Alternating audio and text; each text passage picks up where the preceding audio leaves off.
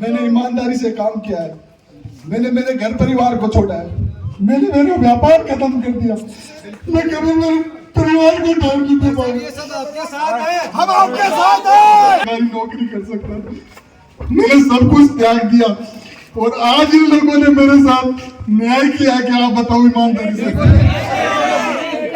साथियों, मैं कमजोर नहीं हूं, मैं बहादुर हूं, लेकिन आज पहली बार मैं अपने आप को ऐसा महसूस कर रहा हूं कि इस तरीके से षड्यंत्र रच के ये लोग मेरी न केवल राजनीतिक हत्या कर रहे हैं, बल्कि उस नौजवान के सपने की भी हत्या कर रहे हैं जो किसान का बेटा गाँव में बैठ के बेच रहे हैं।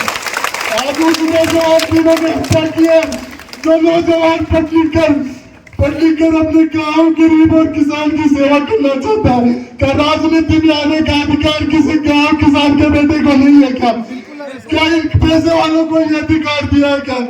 राजस्थान में मार्बल सिटी के नाम से मशहूर किशनगढ़ में चुनावी शंखनाद के साथ ही शक्ति प्रदर्शन और बगावत के सुर उठते नजर आ रहे हैं।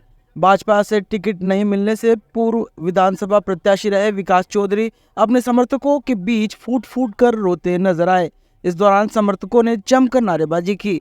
विधानसभा चुनाव 2023 में भाजपा से घोषित प्रत्याशी भागीरथ चौधरी के नाम की घोषणा के बाद विकास चौधरी की बगावती सुर देखने को मिले हैं। इस दौरान उन्होंने वर्तमान सांसद और विधानसभा किशनगढ़ क्षेत्र से भाजपा के आधिकारिक प्रत्याशी भागीरथ चौधरी के खिलाफ जमकर बयानबाजी की। विकास चौधरी की बगावत के बाद किशनगढ़ की विधानसभा चुनाव भाजपा के लिए मुश्किल साबित हो सकते हैं। मेरे संकट मेरे साथ दो, तो आप सब परिवारवासियों को मैं प्रणाम करता हूं और मैं अपने आप को सौभाग्यशाली साल भी महसूस करता हूं कि जब ऐसे संकट में लोग छोड़ के चले जाते हैं। आप मेरे साथ कंधे से कंधे, और कल रात से ही जिस प्रकार से आपने जो आके मुझे प्रेम दिया, मैं यहाँ थाने में जयपुर था, मैं टेलीफोन सब लोगों का उठा नहीं पाया, लेकिन लगातार लोगों का फोन आ रहा था। साथियों, मैं 2008 में इस विचारधारा से पूर्ण रूप से जुड़ा। मैं 2005 में अखिल भारतीय विद्यार्थी परिषद से जुड़ा। आप सबके आशीर्वाद से अजमेर विश्वविद्यालय का अध्यक्ष बना, वहां खूब नौजवानों की मैंने सेवा की। 2013 में टिकट मांगा, पार्टी ने नहीं दिया। पार्टी ने जिसको टिकट दिया, हमने तन मन धन से उनके साथ रहे।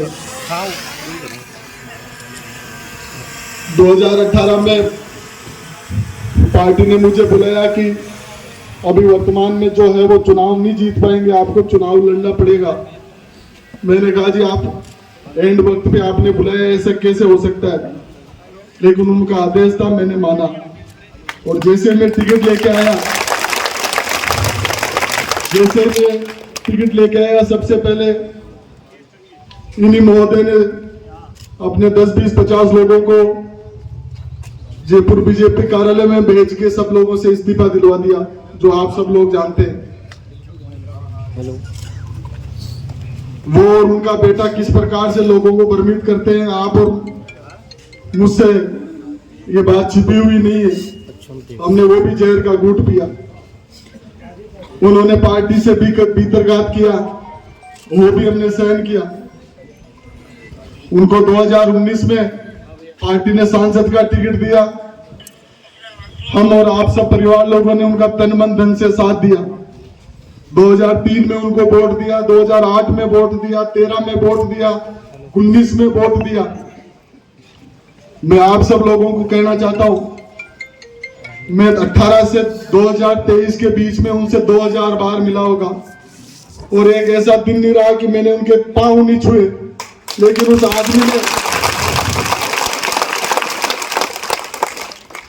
आदमी में क्या पता किस बात का इतना जहर भरा हुआ है कि उसने मेरे कंधे पे कभी हाथ नहीं रखा कि तू भी मेरे परिवार का सदस्य है, तू भी मेरे बेटे जैसा है। वो भी जहर का घूंट हमने पिया। वो मेरे गुरुजी सांवरलाल जाट के भी विरोधी रहे, वो भी उनको कभी नहीं सुहाते थे। सांवरलाल जी ने भी गांव गरीब की सेवा की, वो भी इनको कभी नहीं सुहाते थे। इनको 20 साल 30 साल तक राजनीति करते हुए हो गए और आज ये सोची समझी चाल से मेरी राजनीतिक हत्या इन्होंने की है। साथियों, मैं आप लोगों से पूछना चाहता हूं, आप मेरे परिवार के सदस्य हो,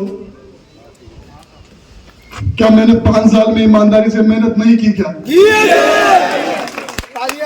जब आपने सुख दुख में मुझे याद किया मैं आपके बीच में खड़ा नहीं रहा? क्या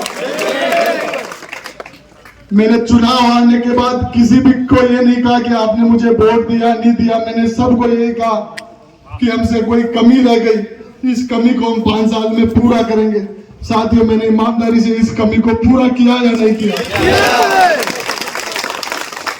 साथियों, क्या मेरी यह कमी है कि मैं किसी किसान का बेटा हूं? क्या ये मेरी कमजोरी है कि मैं आप जैसे सामान्य परिवार से यहां लड़के आया हूं? क्या कोई नौजवान इस प्रकार का सपना नहीं देख सकता? क्या उस नौजवान को अधिकार नहीं है?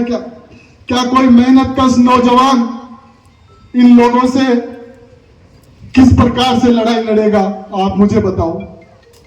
साथियों, मैं इसे मेरे घर के प्रांगण में दावे के साथ कह सकता हूं कि ये टिकट इन लोगों ने खरीदा है।